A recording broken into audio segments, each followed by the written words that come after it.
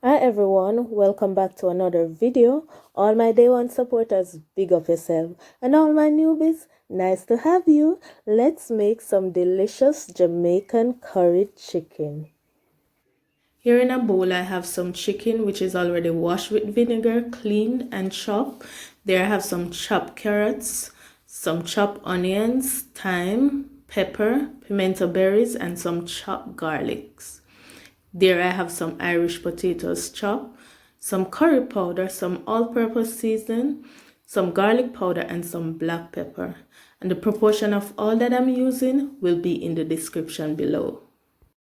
So we're now going to get our powdered season combined, pour it on, then we're going to go in with our aromatics, and then we're just going to give it a nice little rub so that we get our meat nicely seasoned. And then we're going to let it sit for at least an hour, or overnight is even better. There I left back some of the garlics, and you will see what I do with that later.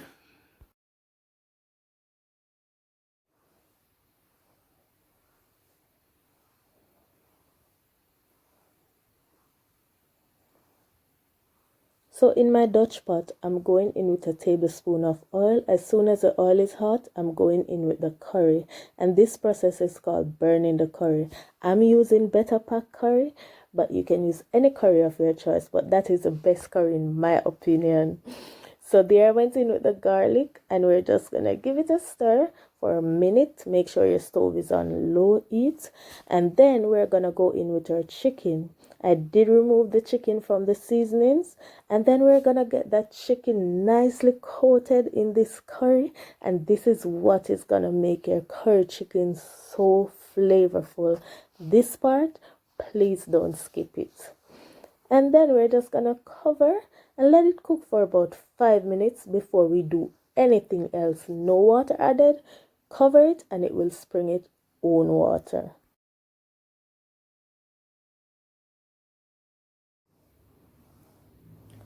So after 5 minutes, this is what our curry chicken looks like. Still no water added, but I'm gonna go ahead and cover for another 2 minutes before adding any water.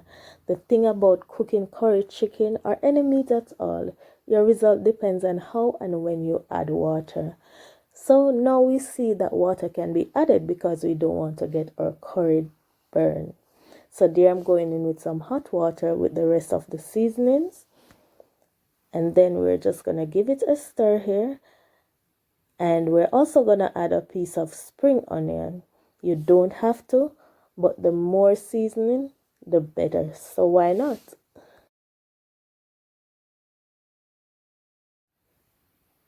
I'm also going to go in with some more hot water here so that it can cover the Irish and the carrots so they can be cooked.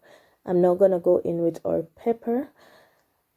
If you want, you could cut your pepper in pieces, but I'm not going to do that because I'm cooking for my family and not everyone loves the heat. Cover and cook for about 20 minutes until our carrots and Irish are tender.